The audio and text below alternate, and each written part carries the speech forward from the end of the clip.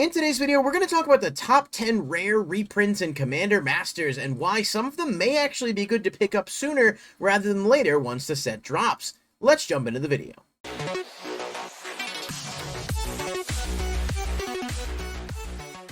Hey everybody, thanks for checking out the video. If you didn't know, I've launched a channel membership called Loveshack Lounge. For $5 per month, you can join and get immediate access to exclusive badges, emotes, and the ability to vote on topics for future videos, as well as early access to certain videos and exclusive deck profile videos posted monthly, plus monthly product giveaways. And for the month of August, anyone who joins the channel, even if you cancel your membership later, will receive a free Magic the Gathering or Yu-Gi-Oh! Booster Pack, all of which will be open live on stream at the end of the month. To join, click the join button that'll appear on mobile or on desktop platforms, and I hope to see you there.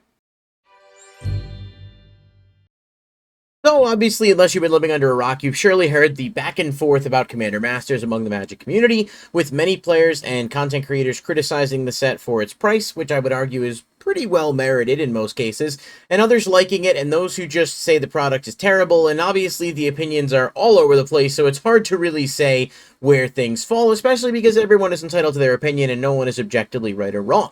The one thing I think we can all agree on is that outside of, some of the product, the set booster boxes are way too expensive and there's not enough in there to really justify the price increase.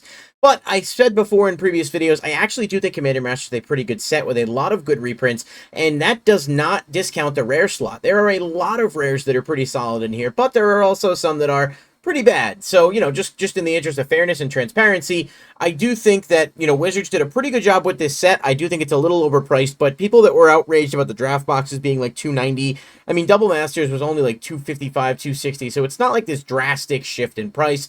And this does have some pretty good reprints, but I get that you're not going to please everybody, and that's fine. That's not really what I'm here to do today. What I wanted to do is just talk about, I think, the best rares, or at least in my opinion, the top 10 rares, and why some of them might end up not dropping as much as you may think. So, let's get into it, starting off with Ruby Medallion, and really the whole Medallion cycle. These are really, really good cards, and they are just so scarce. They've only been printed twice. They were in Commander decks, and then some of them were in a secret lair. I believe a couple may have been on the list, but it's hard to really consider the list a full-on reprint when you consider how, they're 1 in 4 set boosters, and the list is rather large. The odds of getting a specific card and, a lot more being in circulation are not that high. The Medallions are just kind of generically good within different colors, and I think it's just one of those things that people are going to want to have access to. I mean, being able to play them, they're essentially a mana rock that's going to reduce your costs unless you're playing, like, exclusively solid color stuff with no colorless.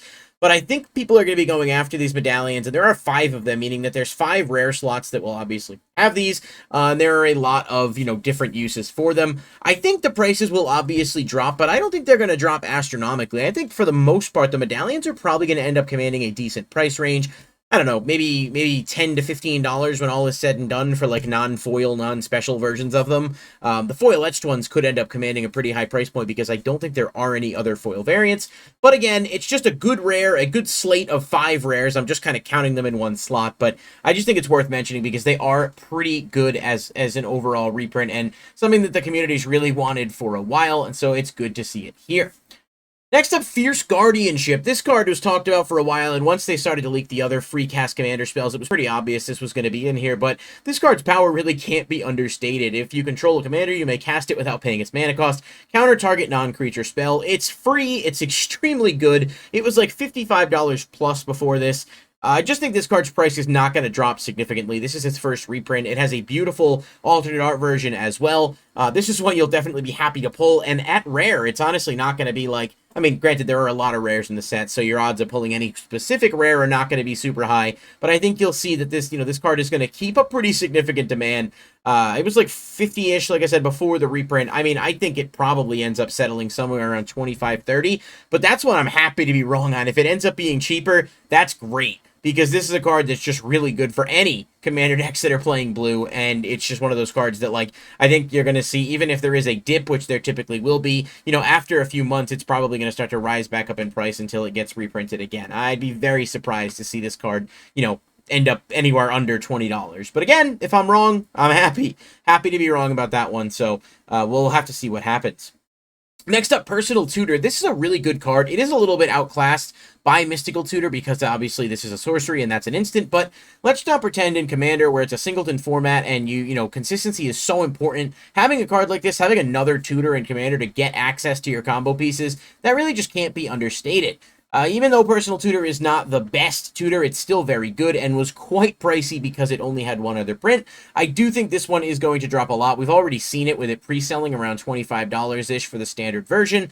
But I think people are going to want this. I think the foil etched and the full art may end up having a bit of value, but it'll probably settle around 20, maybe 15. I don't know, exactly where it's going to end up. But again, scarcity, being from Portal 3 Kingdoms and not really much else, was contributing to its really high price point. So hopefully, it will get a reprint, a reprint decrease, and hopefully people will be able to get them, but it's still a good rare. Almost always, any tutor that's, like, significantly playable across a wide range of decks ends up retaining its value in the long run with Magic, so people that are super worried about reprints can probably calm down a little bit, because I think a lot of these are going to end up going back up, and then your cards you were so worried about losing significant value will go back up as well. Kindred Dominance is a really good commander-only card that is just a great board wipe, especially because you can protect creatures on your board with it. This was like a $45 card before the reprint, and it looks like now it's pre-selling around $25. I don't know where it'll settle. I mean, Damnation's another board wipe card, obviously maybe a little bit better because it's cheaper and maybe more iconic, but it's been reprinted more times. And Damnation's still like $15, $20 for a copy even after its most recent reprint. So how far this will drop, I'm not sure, but I'm interested to see, and I do think it's one of those cards that, like, when it does bottom out, it might be worth picking up because it's just a card that I think will get, will slot into a lot of decks if you have the space for it and you are playing a tribal deck or something that plays a lot of the same creature type. You're really going to be able to make use of it. Next up, Heroic Intervention. I swear this card can't get reprinted enough. It is just one of the best green generic cards that you can have access to, giving all permanents hexproof and indestructible. It started to rise a lot in price before its Lord of the Rings reprint. Thankfully, that did drop it a bit, but I don't think it was going to have a significant chunk, and I do think this is a really good double down reprint. This is another card, again, that people will want, and I just think it's going to be a solid value rare, but you can probably pick this up between like $5 to $10 when it actually does come out and prices have a chance to settle, so hopefully if you're looking for a copy, you can grab it. Again, it seems like one of those generically solid cards that is likely going to age quite well. Meriweather Light Duelist was one I was a little unsure about including because it wasn't necessarily like the best card. It obviously is only played in certain strategies, but still, it's one of those cards that was just getting up there in price and benefits a lot from a reprint here. I think in terms of rares and just in terms of playability, it's very good. Obviously, being able to kind of lock your opponent out of, attacking with more than one creature, blocking with more than one creature. It's really good in Rin and Seri, but it's got uses and other things as well. And it saw a pretty solid price drop here, so it's definitely a really good inclusion in the deck. And I think that people are going to be happy to pull it, but I'm not really sure it's going to hold a ton of value. I mean, I don't think everything is going to stay where it was before. That's just not how it works. But I think you'll see stuff kind of level out, and it'll be really interesting to watch the trends and kind of follow that as we go along with the sets, release once everything is out.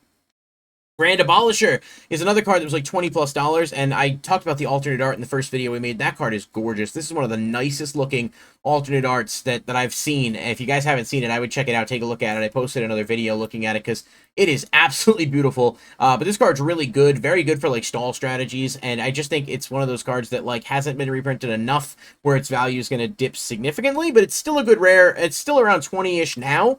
For pre-sale, but I think once it actually comes out, it'll probably fall to around 10, so you'll be able to get it for almost half the price, if not cheaper, which is a good thing for everyone. Cyclonic Rift is an incredibly good card, especially for blue, in that it can function as a board wipe.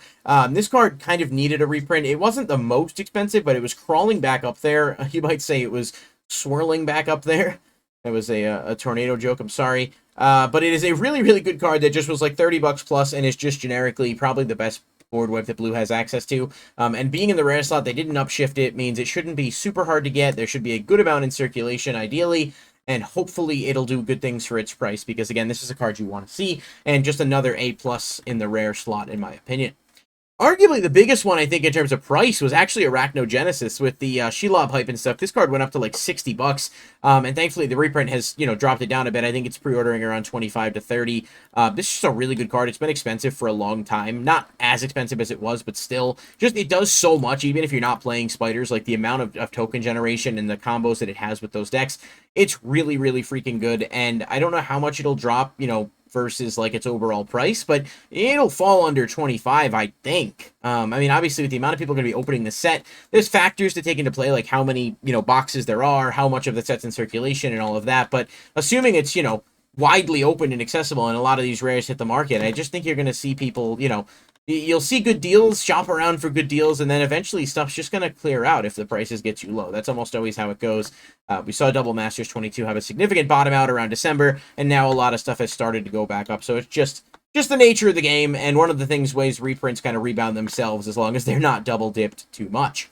And finally, Deadly Relic, as well as Deflecting SWAT. I mean, I put these in a separate slot from Fierce Guardianship just because they're all so good, and there's so many different, there's 5 of them technically, but the green and white aren't as good. It's not that they don't have uses, but value-wise, they were nowhere near as in demand. Deadly Relic was like $40 almost. Deflecting SWAT was also like $40, so both were really high, both really good free cost spells, and it's just really good to see these in here. And I think the value of some of these is going to end up, leveling out quite a bit. Deadly Relic went from like 40 down to like 20-ish already. That's a great drop on a card that just hasn't been out since, 2020. And then, Deflecting SWAT still around 27, 28, but we'll see where that one ends up. I just think overall, there are a lot of really good rares in the set. These are my personal favorites and the ones I'm looking forward to most, but that's not to discredit some of the other ones. And obviously, we talked about the Mythics in a previous set. So I think there's definitely reason for optimism, although it is very fair to criticize this product as a whole for many valid reasons. There are things to look forward to, and it should do a lot in terms of getting things down. And if you want to just crack packs for fun and you can get them at a good price, at least you've got a decent slate of rares you can hit. But yes, of course, there are also rares you can whiff on. So I send it to you guys. Let me know in the comments down below what you think of these rares. Would your top 10 look any different? Are you looking to get any of these? Do you think I missed any that should have been included? Be sure to like the video and comment down below. Click the bell icon if you want to stay notified, and subscribe. And if you want to join the channel, all month of August, all channel members do get free booster pack of Magic the Gathering or Yu-Gi-Oh products. So check out the description for details on that, and I'll catch you guys in the next video. Peace.